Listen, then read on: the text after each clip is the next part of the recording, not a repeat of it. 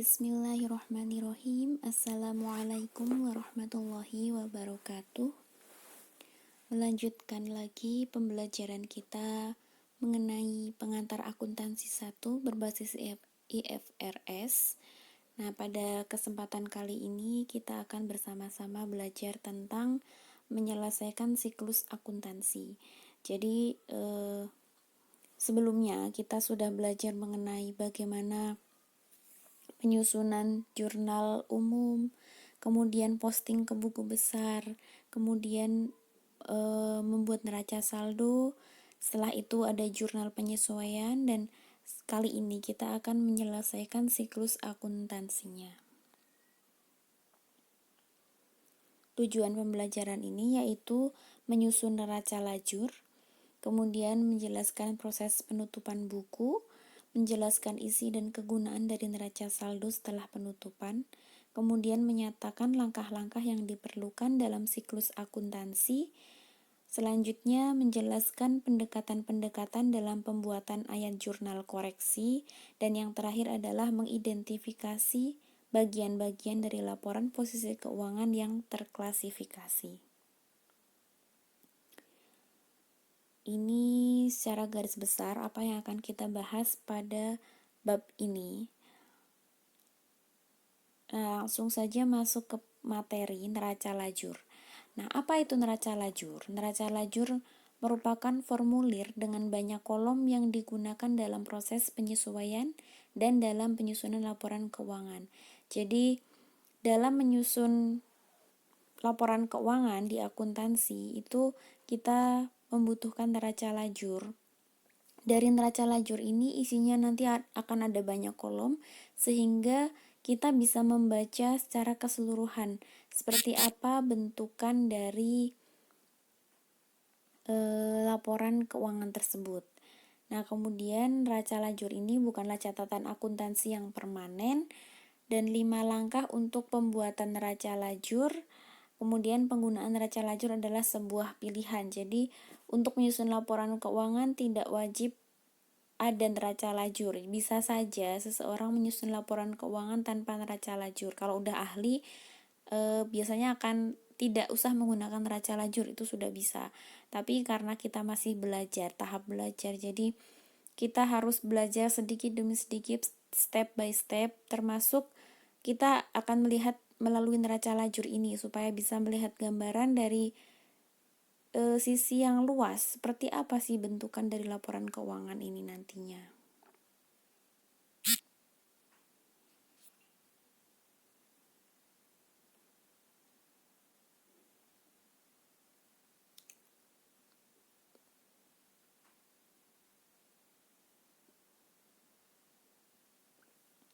Oke, lanjut.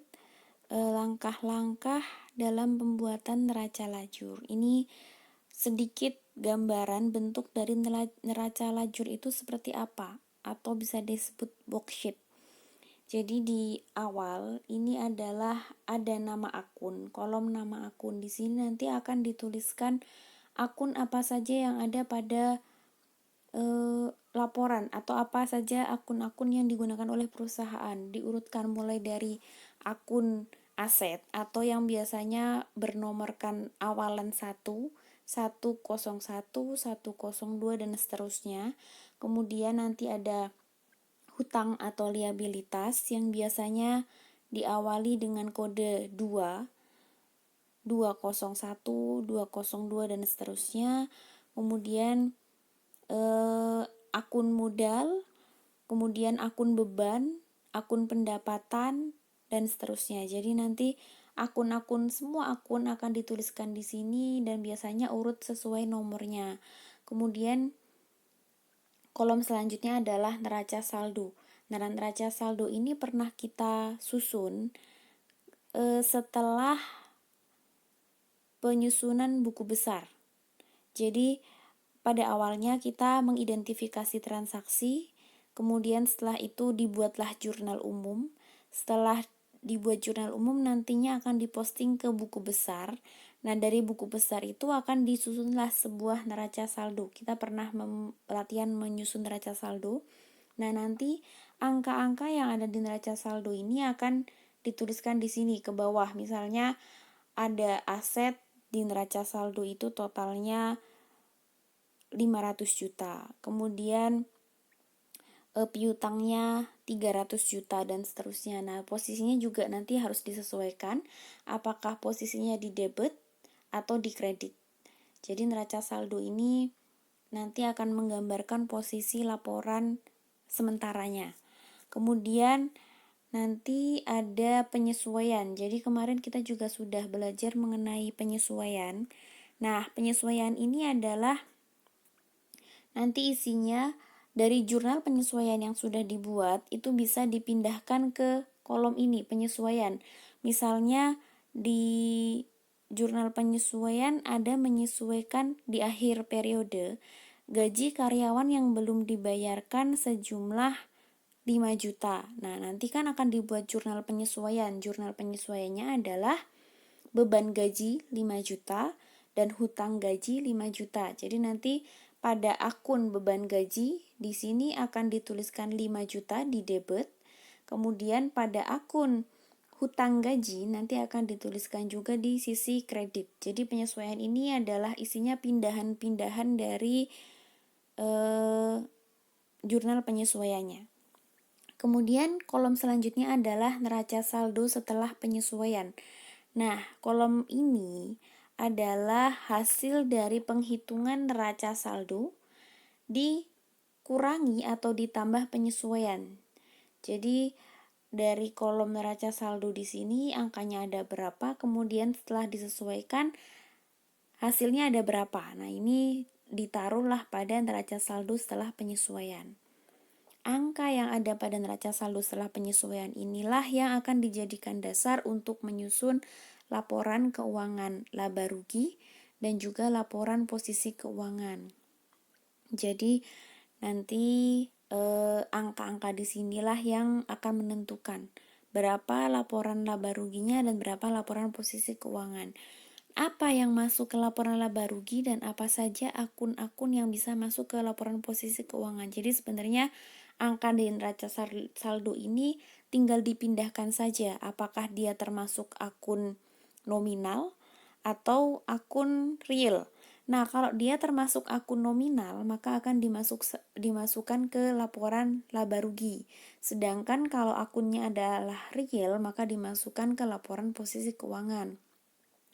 Atau bahasa kasarnya adalah laporan laba rugi ini akan berisikan beban dan pendapatan. Jadi semua pendapatan dan semua beban akan dimasukkan ke laporan laba rugi, sedangkan laporan posisi keuangan ini akan berisikan aset, liabilitas, dan juga ekuitas. Nah, ini selanjutnya di sini ternyata ada penjelasan mengenai langkah-langkah dalam pembuatan neraca lajur seperti tadi yang sudah saya jelaskan. Yang pertama adalah penyusunan neraca saldo pada neraca lajur. Jadi hasil dari jurnal umum yang sudah dibuat, yang diposting ke buku besar, kemudian disusun neraca saldo. Nah, disinilah seharusnya neraca saldo ini diletakkan. Contohnya seperti ini, jumlah neraca saldo berasal dari akun-akun dalam buku besar. Kemudian seluruh nama akun akan dimasukkan ke sini. Di sini contohnya mulai dari kas, perlengkapan, asuransi dibayar di muka, dan seterusnya sampai beban sewa. Nah, setelah dimasukkan neraca saldo, kemudian langkah yang kedua adalah ini dari jurnal umum. Jurnal umum memperlihatkan ayat jurnal penyesuaian. Nah, ayat jurnal penyesuaian ini sudah dipelajari di bab sebelumnya, di bab 3. Jadi, ini contohnya jurnal penyesuaian. Kemudian, langkah kedua, kita masuk ke langkah kedua, yaitu memasukkan penyesuaian dalam kolom penyesuaian seperti tadi yang saya jelaskan. Jadi dari jurnal penyesuaian yang sudah dibuat itu nantinya akan dimasukkan ke kolom penyesuaian. Nah, biasanya akun-akun yang ada di jurnal penyesuaian itu belum ada pada neraca saldo. Makanya di sini ada menuliskan akun-akun tambahan yang muncul setelah penyesuaian. Misalnya beban perlengkapan, itu sebelumnya belum muncul di neraca saldo, tapi di penyesuaian ada, makanya dituliskan saja di bawah beban perlengkapan. Sejumlah berapa dan posisinya di mana itu silahkan dituliskan saja pada bagian penyesuaian di debit atau di kredit. Kemudian di sini ada contohnya beban asuransi di debit 50. Ini tinggal dipindahkan saja dari jurnal penyesuaian yang sudah dibuat tadi. Kemudian langkah selanjutnya adalah memasukkan saldo setelah penyesuaian dalam kolom neraca saldo setelah penyesuaian. Seperti tadi yang sudah saya jelaskan, neraca saldo setelah penyesuaian ini adalah hasil perhitungan dari neraca saldo dan juga ditambah atau dikurangi penyesuaian. Contohnya adalah kas di sini. Kas pada neraca saldo sebesar 15.200. Nah, ternyata di penyesuaian tidak ada akun yang berkaitan dengan kas, sehingga neraca saldo setelah penyesuaian, saldonya kas masih tetap sama, yaitu 15.200. Kemudian perlengkapan. Di situ awalnya ada 2.500, setelah disesuaikan ternyata ada penyesuaian di bagian kredit sebesar 1.500. Nah, karena saldo normalnya perlengkapan ini di bagian debit sebesar 2.500, ternyata di penyesuaian ada di sisi kredit sebesar 1.500, makanya sisanya adalah 2.500 dikurangi 1.500, berarti masih ada sisa sebesar 1.000 di sisi debit. Kemudian contoh selanjutnya adalah asuransi dibayar di muka. Awalnya ada 600 di bagian debit, kemudian di sisi kredit ada 50. Nah, itu mengurangi. Jadi kalau beda posisi itu akan mengurangi. Debit 600, kemudian kredit 50, sehingga saldonya masih 550 di sisi debit. Nah, itu seterusnya ke bawah silahkan dijumlahkan, baik ditambah maupun dikurangi. Kalau ada sama-sama di sisi debit, misalnya kas di debit 10.000, kemudian ada juga kas di penyesuaian, ada kas di debit 2.000, maka nanti neraca saldo setelah penyesuaiannya adalah kasnya sebesar 12.000. Jadi tinggal disesuaikan saja apakah dia posisinya di debit atau di kredit. Langkah yang selanjutnya adalah menempatkan nilai neraca saldo setelah penyesuaian ke kolom-kolom laporan keuangan yang tepat. Nah, tadi jadi angka-angka di neraca saldo setelah penyesuaian ini tinggal dipindahkan saja ke bagian kolom laporan. Apakah dia masuk ke laporan laba rugi atau dia masuk ke laporan posisi keuangan. Nah, kita harus bisa mengidentifikasi dari akun-akunnya. Apakah akun itu termasuk akun pendapatan dan beban atau biasa disebut akun nominal, atau dia termasuk ke akun-akun aset, liabilitas, dan ekuitas atau biasa disebut akun real. Jadi tinggal diidentifikasi saja dan angka yang ada tinggal dipindahkan saja. Contohnya di sini adalah dividen. Pendapatan jasa.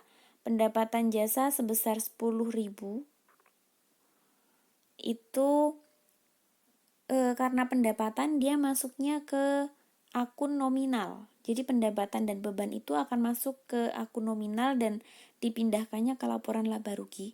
Jadi kita tinggal memindahkan pendapatan sebesar 10.000 di sisi kredit. Jadi tinggal dituliskan saja di sisi kredit bagian laporan laba rugi.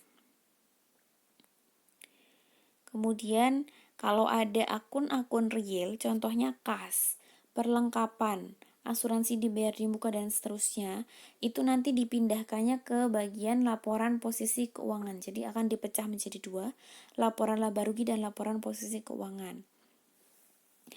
Kemudian setelah selesai memindahkan, nanti akan ditotal ke bawah berapa jumlah sisi debit laporan laba rugi dan sisi kredit laporan laba rugi, Begitu juga di laporan posisi keuangan, berapa jumlah dari sisi debit dan sisi kredit. Ini pastinya akan berbeda atau tidak seimbang. Kalau tadi di neraca saldo penyesuaian, kemudian neraca saldo setelah penyesuaian itu bagian debit dan kreditnya harus sama, sedangkan di bagian laporan posisi keuangan ini tidak harus sama.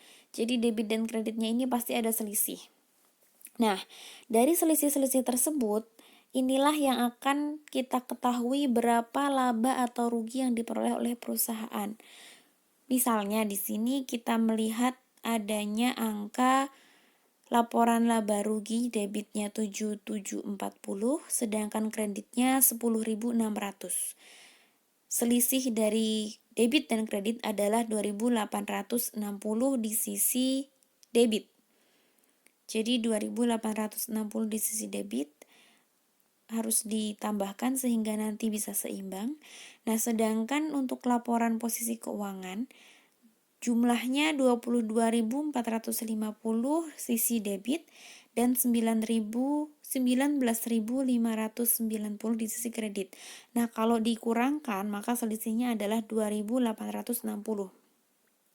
Jadi laporan neraca lajur yang benar adalah selisih laporan laba rugi dan selisih laporan posisi keuangan ini harus sama. Contohnya di sini sama-sama berselisih 2.860. Nah, kalau posisinya seperti ini, jadi dia lebih besar atau posisi angkanya kurangnya ada di debit di laporan laba rugi dan kurangnya di kredit di bagian posisi keuangan, maka kita menganggap bahwa perusahaan ini untung. Jadi ini gambaran kalau perusahaan ini laba. Atau logikanya begini, pendapatannya 10.600 sedangkan bebannya 7.740. Kalau pendapatan lebih besar daripada beban yang dikeluarkan, berarti perusahaan ini ada punya keuntungan. Keuntungannya sebesar 2.860. Nah, angka ini harus sama di bagian laporan laba rugi dan juga laporan posisi keuangan. Selisih dari debit kreditnya harus sama, yaitu sebesar 2.860. Dari kasus ini bisa disimpulkan bahwa laporan perusahaan mempunyai keuntungan sebesar 2.860 pada periode ini. Untuk selanjutnya, penyusunan laporan keuangan dari neraca laju.